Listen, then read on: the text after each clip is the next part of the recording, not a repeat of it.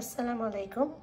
Homemade kasundi দেখুন কিভাবে তৈরি করেছি, সাথেই থাকবেন, পুরো ভিডিওটা দেখবেন। এই কাসুন্দিটা সারা বছর রেখে খেতে পারবেন। এখন আমের সিজন, আশা করি ভালো লাগবে। হয়ে গেল আমার 1 বছরের কাসুন্দি ঘরে তৈরি।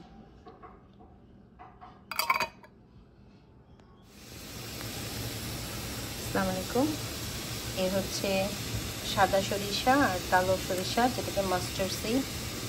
আর এই যে এখানে আছে আমার গাছ থেকে পড়ে গিয়েছে একটা আম, আর আমার এই টিয়াপার গাছ থেকে যে আম নিয়ে এসেছিল সেই একটা আম, কাঁচামরিচ আর কিছু আদা কুচি।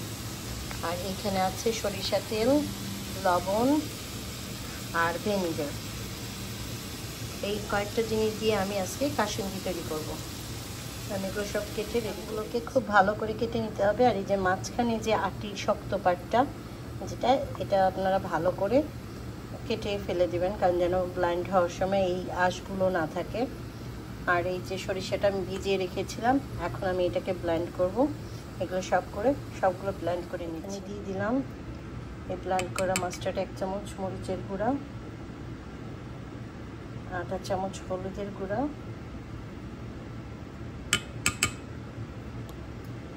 আর স্বাদ মতো লবণ। লবণটা বেশি লাগবে। আর এই যে এখানে আমটা, কাঁচামরিচ আর আদা ব্লেন্ড করা আছে, এটাও আমি মিক্স করে ফেলবো এটার সাথে। আর এই যে এখানে কিছু কিছু টুকরো টুকরো আছে, এগুলোকে তুলে রাখবো, কারণ এগুলো যেন ভালো মতো মিক্স হয়নি, কারণ ব্লেন্ডারটা ভালো মতো ব্লেন্ড হয়নি, ছেঁকে দেওয়া উচিত ছিল। আমি অল্প একটু সরিষা তেল দিয়ে দিব, অল্পই দিচ্ছি, পরে দিব বাকিটুকু। আর এই যে পুরো এটা আমি এর মধ্যে দিয়ে দিচ্ছি। এটা অনেক কম করে দিতে হবে, স্লো করে দিবেন।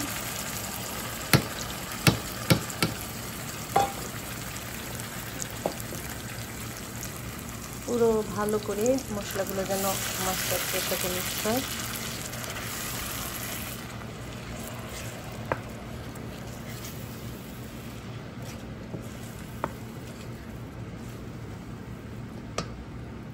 দেখুন মাস্টার্ডটা ভালো করে মশলার সাথে মিক্স হওয়ার পরে আমার যেখানে আরও আম ধোয়ার পানিটা, সেটা আমি দিয়ে দিচ্ছি। ব্লেন্ডারের মধ্যে যে আমটা ব্লেন্ড করেছিলাম সেটার যে পানিটা, সেটাই দিয়ে দিলাম। আর এখানে আরও 1 কাপ পরিমাণ ভিনেগার লাগবে,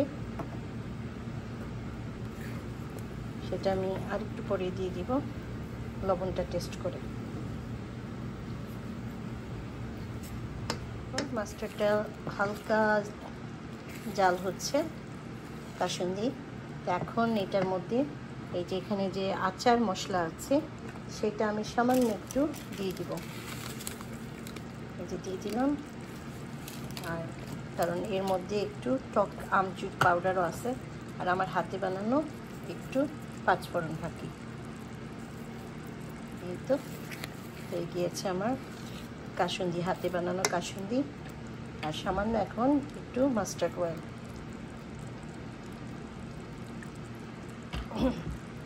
একটা দাগ হয়েছে খুব, যেটা আমি পাচ্ছি।